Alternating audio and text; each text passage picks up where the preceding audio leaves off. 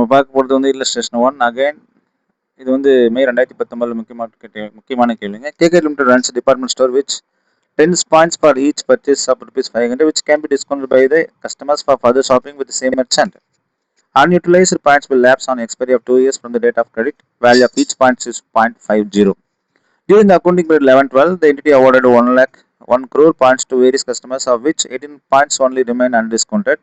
The management expects only 80% will be discounted in futures, which normally 60 to 60% are redeemed during the next years.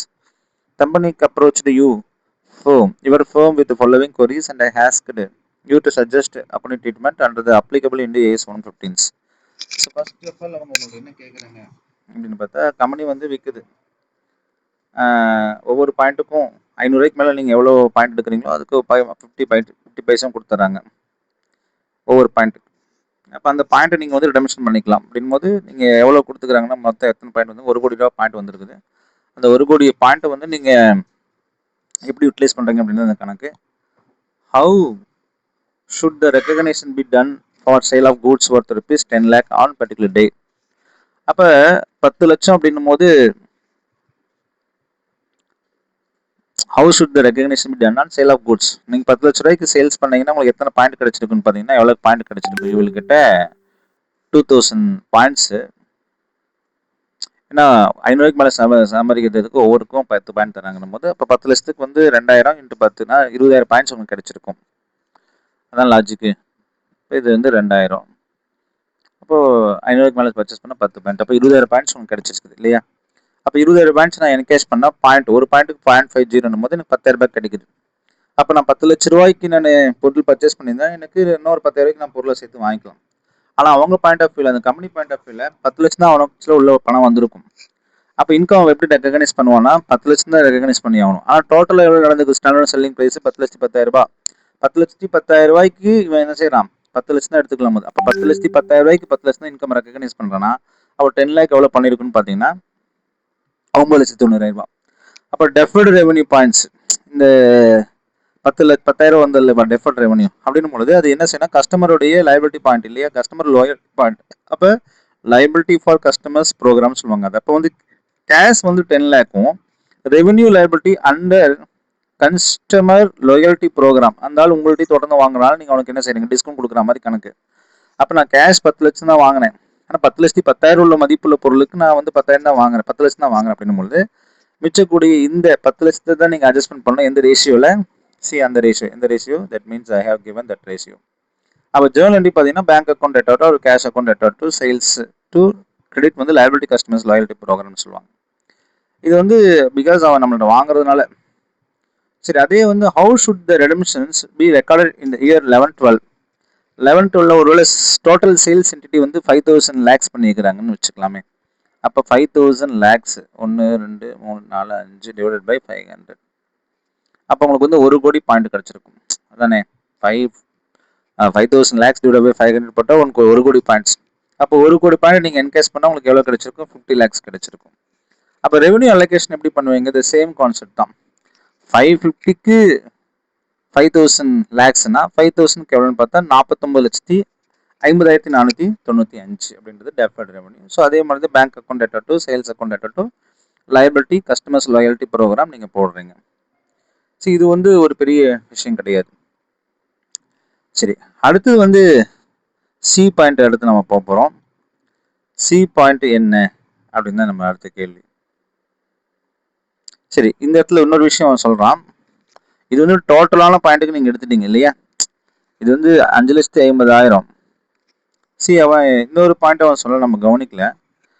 How should the redemptions accounted record in the year 11-12 total sales of the entity is 5,000 lakhs.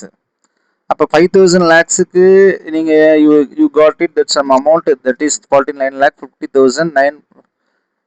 இது வந்து இந்த redemption point வந்து 18 points வந்து இருக்குது. ஏன்னா 18 points வந்து still be அன்டிஸ்கவுண்டட் இருக்குல்ல.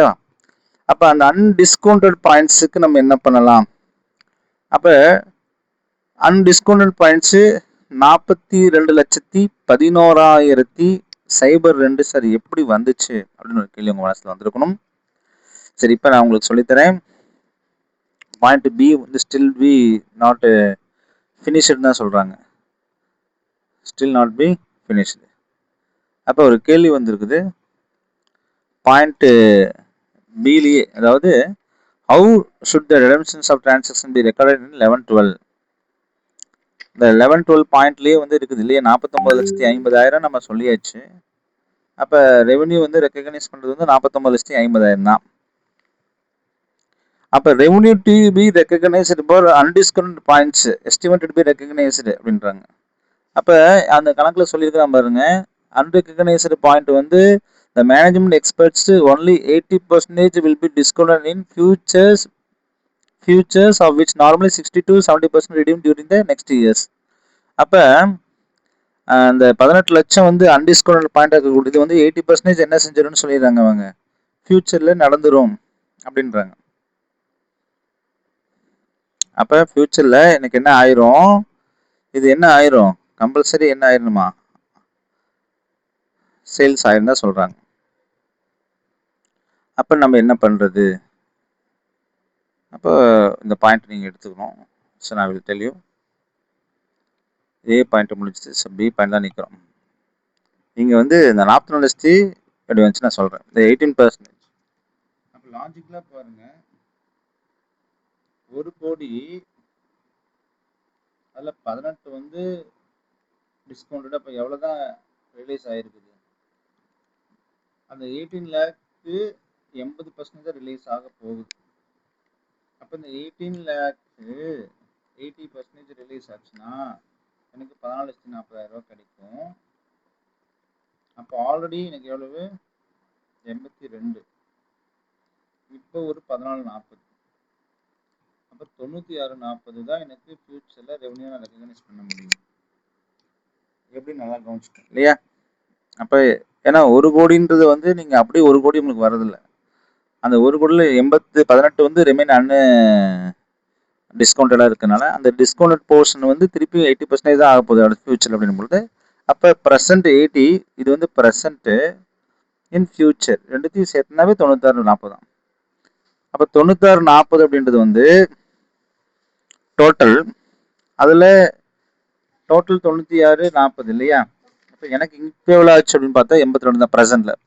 நான் ப்ரெசென்ட்டில் எவ்வளோ ரெக்கக்னைஸ் பண்ணால் அப்போ 82 தான் ரெக்கக்னைஸ் பண்ணணும். அப்போ 82 லேக்கு டிவைடட் பை 96,40,000 இன்டூ, அப்போ 49,50,495க்கு நான் எவ்வளோ தான் ரெக்கக்னைஸ் பண்ண முடியும், 42,11,02 தான் நான் ரெக்கக்னைஸ் பண்ணணும் கூடும். அப்போ சேல்ஸ் வந்து நான் சேல் ஆஃப் குட்ஸ் எப்படி நான் ரெக்கக்னைஸ் பண்ணுறது வந்து இந்த அமௌண்ட் ரெக்கக்னைஸ் பண்ணிடக்கூடாது, தப்புன்றாங்க. ஸோ அப்போ ரெடம்ஷன் பாயிண்ட் சாதாரணமாக இந்த இது ஓகே, பட் ரெடம்ஷன் பாயிண்ட்ஸ் பண்ணும் பொழுது நான் இந்த 42,11,02 தான் நீங்கள் என்ன செய்யணும், சேல்ஸாக கன்சிடர் பண்ணணும் அப்படின்ற மாதிரி அவங்க சொல்கிறாங்க. அப்போ ஆல்ரெடி நான் வந்து கிரெடிட் லைபிலிட்டி ப்ரோக்ராம் 49,50,000 வச்சுருந்தேன்னா அதை அப்படியே டெபிட் பண்ணிட்டா மிச்சம் கூட்டி தான் அவங்க என்ன செய்யணும். ஏன்னா நான் இவ்வளோ ப்ரோக்ராம் இருக்குதுன்னு நான் சொல்லியிருந்தேன். அப்போ அவங்க என்ன செஞ்சிடறாங்க, அதை இப்போ அவங்க என்ன செஞ்சிடறாங்க, பண்ணி கொடுத்துட்றாங்க, கஸ்டமைஸ் பண்ணி, தட் மீன்ஸ் யூட்டிலைஸ் பண்ணிடுறாங்கன்னு சொல்லுவாங்க. 50,50,000 அப்படின்றது வந்து சரி 50 எப்படி வந்துச்சுன்னு நான் சொன்னேன், டோட்டல் அமௌண்ட்டு அந்த பாயிண்ட்ஸுக்குரிய அமௌண்ட்டு. அப்போ இதுதான் என்னுடைய டோட்டல் சேல்ஸ் வேல்யூவாக இருந்தாலும் ரிடம்ஷன் பாயிண்ட்ஸ்னு வரும்போது இந்த 18 பாயிண்ட்ஸ் நான் பண்ணலாதனால 49,50,000 ரெக்கக்னைஸ் பண்ண முடியாது சேல்ஸாக, நான் 42,11,000 வைக்க முடியும். ஏன்னா இது வந்து ஃபுல்லாக கன்சிடர் பண்ணிக்கிறாங்க. ஸோ 15 லேக்குக்கு போது அவன் ஃபுல்லாக கன்சிடர் பண்ணி அவன் தரான். இப்போ ஃபஸ்ட்டு பாயிண்ட்டே அதுதான், ஃபுல்லாக கன்சிடர் பண்ணி கொடுக்குறாங்க. ஆனால் நம்ம வந்து ரெவன்யூவாக நம்ம ஃபுல்லாக கன்சிடர் பண்ண முடியாதுல்ல, அதனால் அந்த அன்டிஸ்கவுண்ட் போர்ஷனுக்கு வந்து பார்த்தீங்கன்னா கழியுது. ஸோ அப்போ வாட் இஸ் த டிஃபரன்ஸ்னு நீங்கள் பார்க்கணும். அப்போ 49,50,495க்கும் 42,11,002க்கும் உள்ள டிஃபரெண்ட் தான் 7,39,000. அந்த 7,39,000 வந்து என்னவா இருக்குதுன்னா அன்டிஸ்கவுண்டட் பாயிண்டாக இருக்குது. இது எதுக்குன்னா அந்த யூட்டிலைஸ் ஆகாத பார்ட்டுக்குரிய விஷயமா அவங்க சொல்கிறாங்க. சி பாயிண்ட் என்ன சொல்கிறாங்க அப்படின்னு அடுத்த கேள்வி. எஸ்,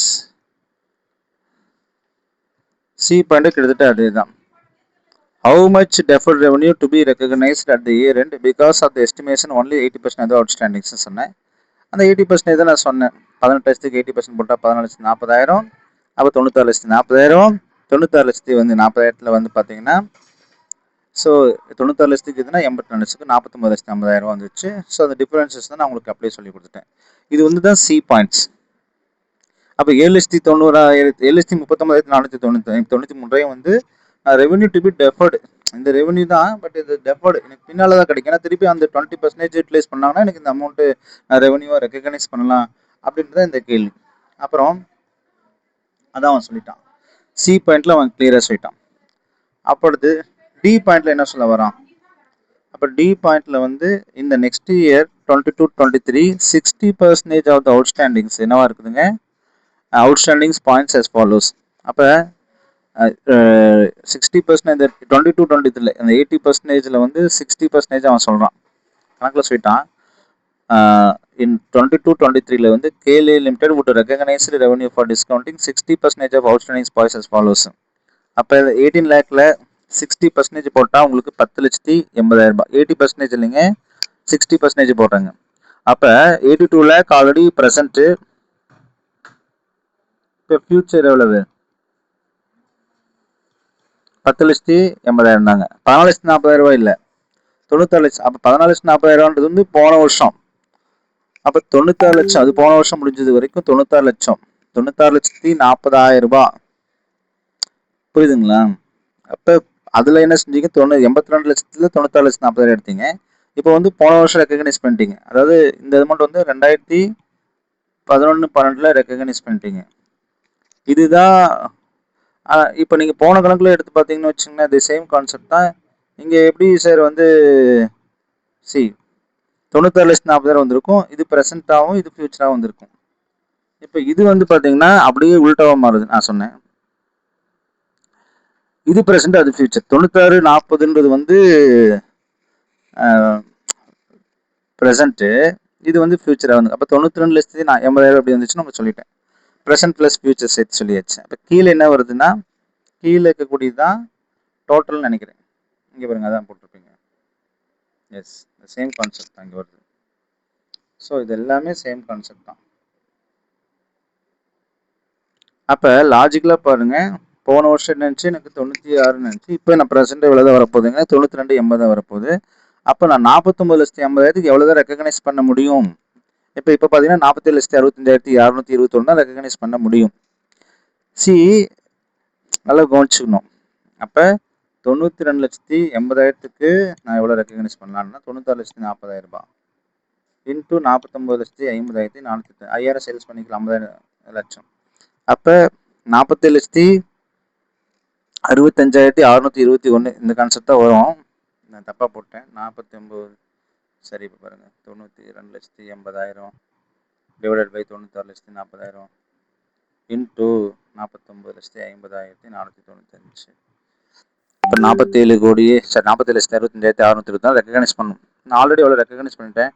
42,11,002. ஸோ அப்போ 5,54,000 ரூபா தான் நான் ரெக்கக்னைஸ் பண்ணணும். இந்த அமௌண்ட்டு மட்டும் நான் டெஃபர்ட் ரெவன்யூவாக போட்டால் போதும் அப்படின்றதுனால அந்த அமௌண்ட் தான் அவங்க என்ன செய்வாங்க, டெஃபர்ட் ரெவன்யூவாக நீங்கள் காமிக்கணும் அப்படின்னு சொல்கிறாங்க. அப்போ திருப்பியும் வந்து லயபிலிட்டி அண்டர் கஸ்டமர்ஸ் லாயல்ட்டி ப்ரோக்ராமில் வந்து நீங்கள் எவ்வளோ தான் போடணும்? எஸ், பாருங்க, 5,54,620. இப்போ லயபிலிட்டி ப்ரோக்ராம் ஒன்று தெளிவாக கூட எழுதி காமிக்கிறேங்க.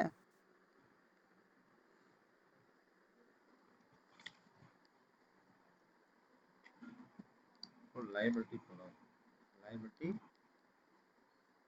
program to sales. இப்போ 5,54,620, 5,54,620 எனக்கு கிளியராக வந்துச்சு. இ பாயிண்ட் என்னன்னு பார்த்தீங்கன்னா, இந்த year 2023-24 merchant will recognise the balance revenue. எவ்வளோ இருக்குதுன்னா, நான் ஆல்ரெடி எவ்வளோ இருந்துச்சு? 7,39,493 இருந்துச்சுங்க. அதில் 5,54,620 நான் வித்துட்டேங்க. இப்போ 7,39,493 எவ்வளோ போயிடுச்சு? 5,54,620 போயிடுச்சுங்க. அப்போ பேலன்ஸ் எவ்வளோ இருக்குது? 1,84,873. இதுதான் balance. So this balance amount is liability under customers loyalty program to sales. இந்த அமௌண்ட் நான் வந்து என்ன செஞ்சுக்கிறேன், இந்த வருஷம் நான் ரெக்கக்னைஸ் பண்ணிக்கிறேன் பிகாஸ் எல்லா அமௌண்ட்டும் பேலன்ஸ் எனக்கு கிடைச்சிருச்சு அப்படின்ற மாதிரி சொல்கிறாங்க. ஸோ இந்த year merchant will recognise the balance amount 1,80,000 as the points redeemed. ஏன்னா கிட்டத்தட்ட எல்லாம் முடிஞ்சு போச்சு. அதனால் அவன் என்ன செய்யணும், ஹவு மச் மெர்ச்சன்ட் ரெக்கக்னைஸ் இந்த இயர் 22-23 இஃப் 3,000 பாயிண்ட்ஸ் ரிடீம்னு கேட்டிங்கன்னா இந்த மாதிரி போட்டோம். ரிடீம் பண்ணிங்கன்னா 0.5 போட தேவையில்லை. நீங்கள் இந்த மாதிரி ஆன்சர் போட்டாவே கரெக்டாக இருக்கும். ஸோ இப்போ என்ன செய்யணும் அப்படின்னு பார்த்தீங்கன்னா, liability under customer loyalty program account debtor to sales அப்படின்னு சொல்லிட்டு இந்த 1,84,873 1,84,873 போட்டாவே answer pure correct. Thank you students. Please watch this, share this. Thanks.